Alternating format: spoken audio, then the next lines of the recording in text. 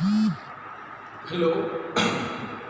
आज अपन देखते हैं BCNF या 3.5 NF। 3.5 इसलिए बोलते हैं कि 3 से 3 और 4 के बीच में ये नॉर्मलाइजर फॉर्म होता है। 3 से ये थोड़ा सा स्ट्रॉन्ग होता है, या एक और कंडीशन लगाई जाती है थर्ड नॉर्मल फॉर्म में, तो उससे हमें ये 3.5 मिल जाता है। इसको अपन BCNF भी बोलते हैं, boys code normal form.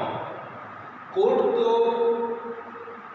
DBMS का फादर ही कहा जाता है, और उसने 1, 2 एंड थर्ड ये नॉर्मल फॉर्म को पहले ही दिए हुए थे, और ये प्राय बहुत हद तक पर्याप्त होता है किसी भी डेटाबेस को सिंपल करने के लिए। जहाँ तक हो सके अब हम उसकी जो एनोमलीज होती है वो प्राय हटा चुके रहते हैं। फिर भी कुछ प्रॉब्लम्स और क्रिएट होते हैं, या बाद में ये समझ में आया कि कुछ प्रॉब्लम्स ऐसे भी हो सकते हैं जो अभी तक रिमूव नहीं हुआ है। तो उसको रिमूव करने के लिए बॉयज और जो कोड है, इन दोनों ने मिलकर ये BCNF फॉर्म बनाया। अब ये है क्या चीज़, या किस तरीके से ये नॉर्मलाइज किया जाता है, ये अपन देख सकते हैं। हम ये जानते हैं कि जो फर्स्ट नॉर्मल फॉर्म जो होता है वो क्या करता है कि एट्रीब्यूट की जो डुप्लीकेशंस है, या फिर एक से अधिक वैल्यू किसी एट्रीब्यूट में रहते हैं, उसको रिमूव किया जाता है। तो फिर वो फर्स्ट नॉर्मल फॉर्म में आ जाता है। जब हम सेकेंड नॉर्मल फॉर्म की बात करते हैं, तो सेकेंड नॉर्मल फॉर्म में हम फंक्शनल डिपेंडेंसी या पार्शियल फंक्शनल डिपेंडेंसी को रिमूव करते हैं, तो हमें सेकंड नॉर्मल फॉर्म मिलता है। ये एक्चुअली में होता क्या है कि प्राइम एट्रीब्यूट से रिलेटेड होता है non prime attribute. Prime attribute भी अपन जानते हैं, नॉन प्राइम एट्रीब्यूट भी जानते हैं। जब एक से अधिक एट्रीब्यूट मिलके प्राइमरी की बनाते हैं, उस स्थिति में ये पार्शियल डिपेंडेंसी वाली केस आती है, और उस समय हम प्राइम एट्रीब्यूट से नॉन प्राइम एट्रीब्यूट को डिटरमाइन करते हैं। तब हमें ये पार्शियल डिपेंडेंसी देखने को मिलती है। अगर हम इसको रिमूव करते हैं तो फिर हम सेकेंड नॉर्मल फॉर्म में आ जाते हैं। अब जब थर्ड नॉर्मल फॉर्म की बात आती है, तो ये जो है ट्रांजिटिव डिपेंडेंसी को दूर करने से मिलती है। अगर दिए हुए डेटा में अभी भी ट्रांजिटिव डिपेंडेंसी है, तो उसको रिमूव किया जाता है और थर्ड नॉर्मल फॉर्म लाया जाता है। जो ट्रांजिटिव डिपेंडेंसी होती है वो है non prime to non prime dependency. ये ऐसा ट्रांजिटिव नेचर हमें वहाँ देखने को मिलता है कि जब कभी नॉन प्राइम जो एट्रीब्यूट्स है वो नॉन प्राइम एट्रीब्यूट्स को ही डिटरमाइन करती है उस स्थिति में। तो अब ये दोनों चीज़ों को तो हमने रिमूव कर लिया, तब हमें मिला है थर्ड नॉर्मल फॉर्म। अब देखिए, इन केस में दो चीज़ें अपने को देखने को मिल रही है कि ये प्राइम से नॉन प्राइम है, ये नॉन प्राइम से प्राइम है। अब क्या कभी ऐसा भी हो सकता है कि नॉन प्राइम एट्रीब्यूट जो है वो प्राइम एट्रीब्यूट को डिटरमाइन करे, और यही केस जो है BCNF या 3.5 नॉर्मल फॉर्म के लिए है। मतलब अगर ऐसा कोई केस हमें मिलता है तो हमें उसको रिमूव करना होगा। अगर हम इसको रिमूव करते हैं तो अब टेबल जो है वो BCNF में आ जाता है। अब ऐसा हो कैसे सकता है? एक नॉन प्राइम एट्रीब्यूट जो होता है वो प्राइम एट्रीब्यूट को डिटरमाइन करे। देखिए होता क्या है, यहाँ पे थोड़ा सा अपने को समझना होगा कैंडिडेट की।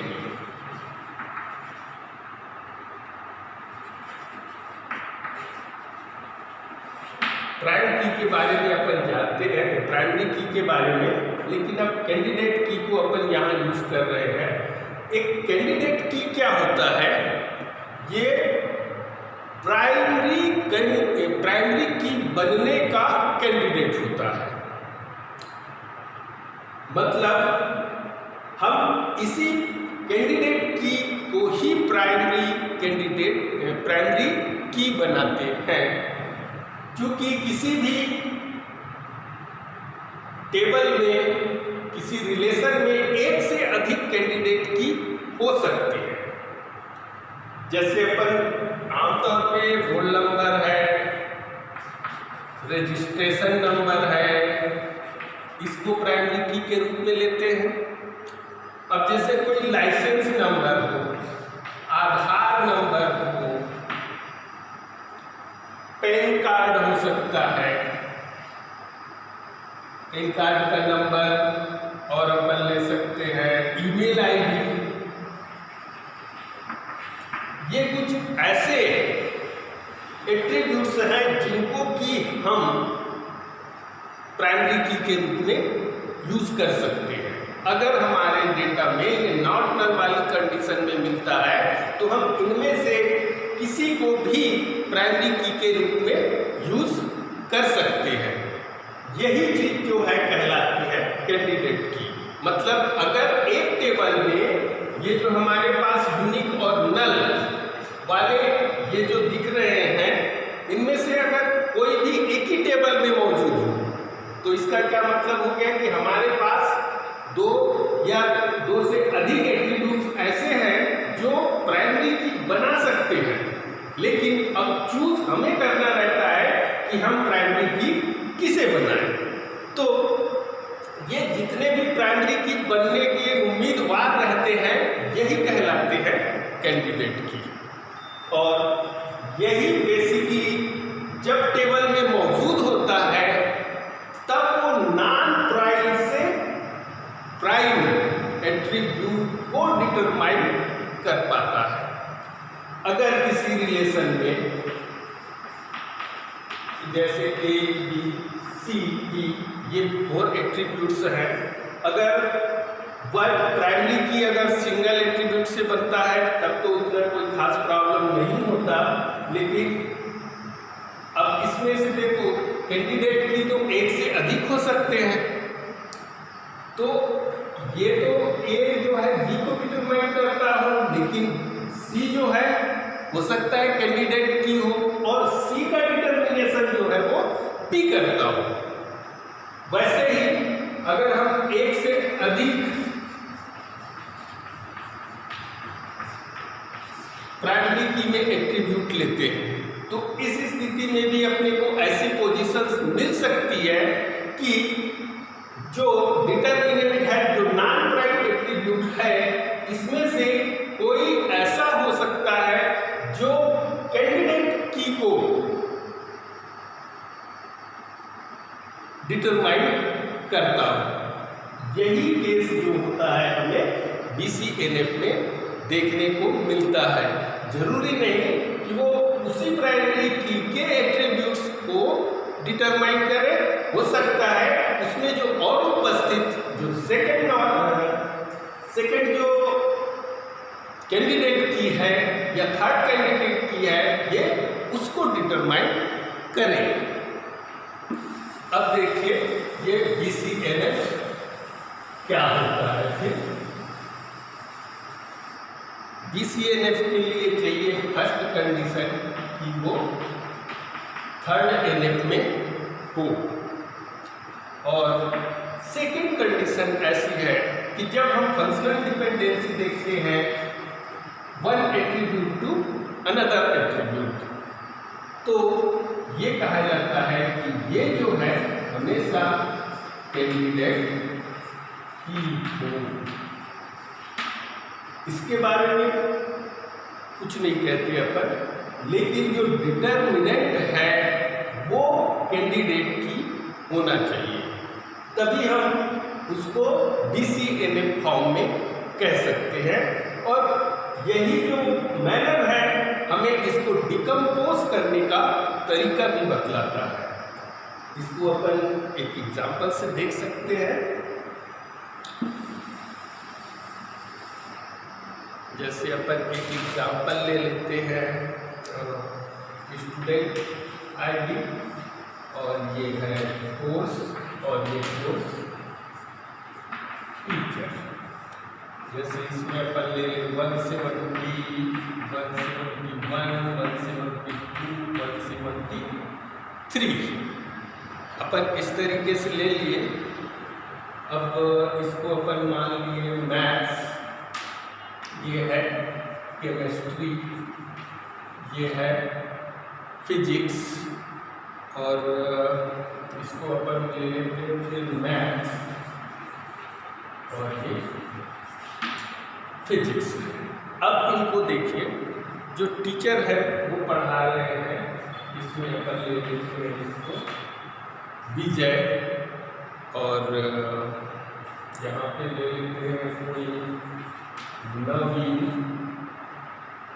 और क्या ले सकते हैं अपन, नाम बस लिखने हैं अपने को, रमेश,